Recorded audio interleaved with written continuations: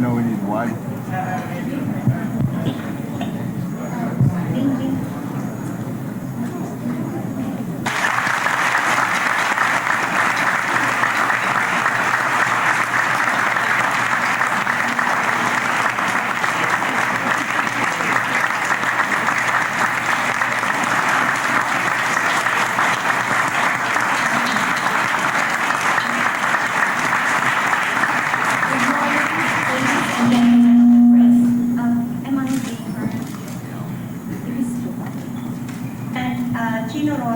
And the more than 1,200,000 signatories who have endorsed my candidacy, my supporters and friends, the Filipino people, and all of you in the media for your patience and understanding in awaiting this decision. It has been 1 month since Mr. Marcos announced snap presidential elections in early 1986. I am sure you will believe me when I say that this has been truly one of the most difficult months in my entire life. In searching for the right decision, I have sought the counsel of friends. I have spent many hours in personal reflection, and I have prayed and asked you for your prayers. I look around me and I see a nation that is sinking deeper and deeper into despair. I look around me and I see a people who continue smiling bravely, even if they are unsure about their next meal, and indeed are growing increasingly angry and desperate. I sense a growing feeling of helplessness and a creeping belief that no matter what abuse may be thrown at our faces, we are powerless to do anything about it. Yet, I remain firm in my conviction that while our nation's problems may be extremely serious, they are by no means insurmountable. I believe that this nation can overcome its present difficulties and eventually find its rightful place among the great nations of the world, but only if every single Filipino is prepared to do his or her part in bringing about the meaningful change that we all seek. The challenge facing the opposition, therefore, is not merely that it field one candidate to face Mr. Marcos.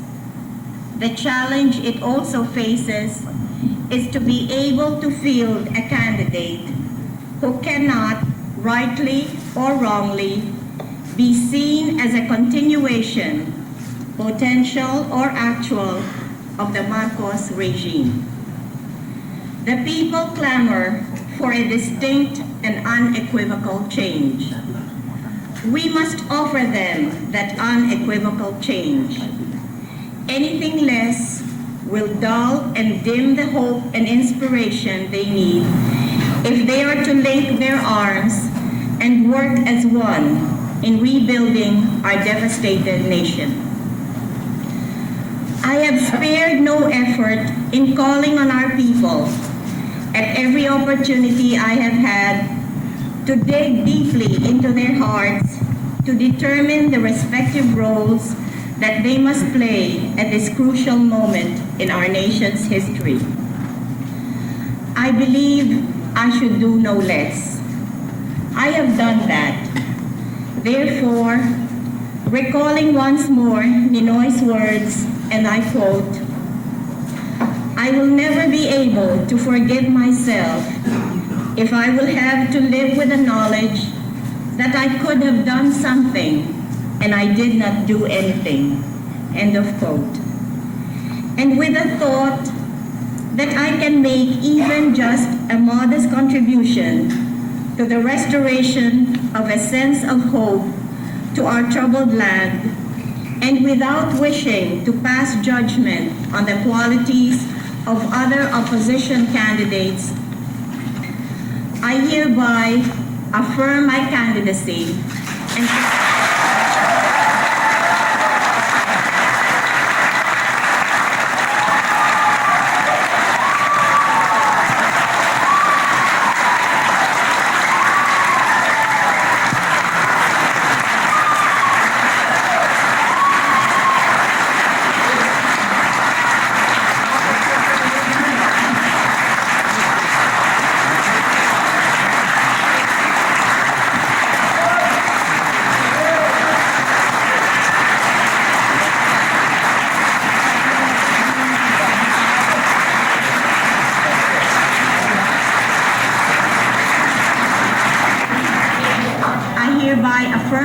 candidacy and confirm my willingness, if elected, to serve our people as President of the Republic of the Philippines.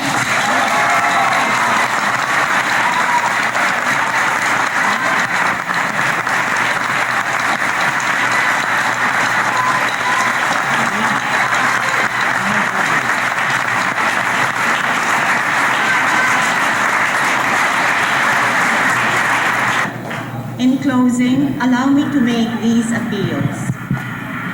To the Supreme Court, that they act expeditiously on the petition that will be brought before them, seeking to settle the question of the constitutionality of the coming elections.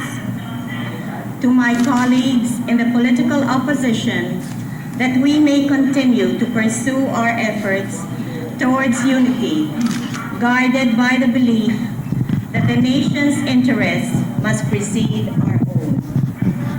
And to our beloved Filipino people who share our vision of a nation that is imbued with the fundamental principles of truth, justice, and freedom, that you all join with us in our quest for a better nation for ourselves and for our children. I thank you.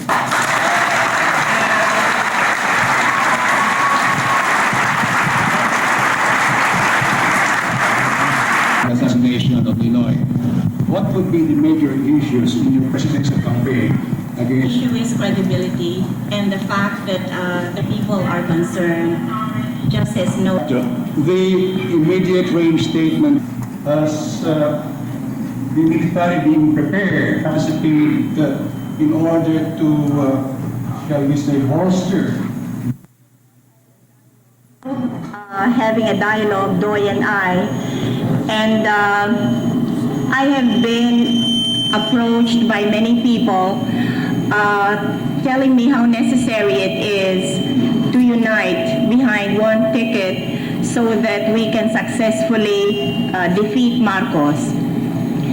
And in one of my talks with Ninoy Laurel, I offered him the vice presidency. He said he would think about it, but he has not given me his answer yet. What if he doesn't accept, ma'am? Well, when he tells me definitely that he will not accept, then I will be able to proceed to my next plan.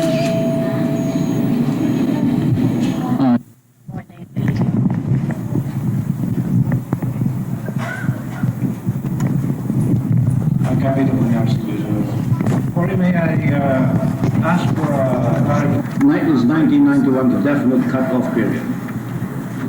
Asking for the removal, to remove the U.S. bases, I also want to be very sure that no other foreign bases will be established here. So this will probably be part of the negotiations.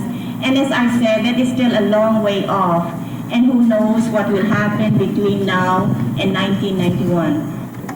one thing I wanted to make clear, are you categorically saying that beyond 1991, are you categorically asking the U.S. to remove the bases? Say that. As I said, how do we know what will happen before 19? I would much rather welcome. All they have to do is to pledge allegiance to our government and to denounce all forms of violence. Let us all try to work with one another. In other words, we all love our country, and there must be a dialogue between the forces, among all the forces of the opposition.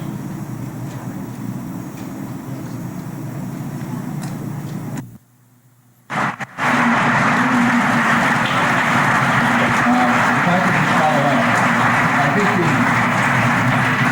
you begged another question at the competition on these 50 or so senior advisors. I think people are asking who they're going to be and who's really going to be, who's going to have your ear, who's going to have the influence, who's going to have perhaps the real power. What answer can you give to that question? Well, for people... Political novice, there are some people in the... Is it going to be our vice president? Who is going to be my vice president? There is no vice president yet because I have not received a definite answer yet. What about this offer to Doy? He has not answered me yet. How long will you wait? Not too long. Thank you.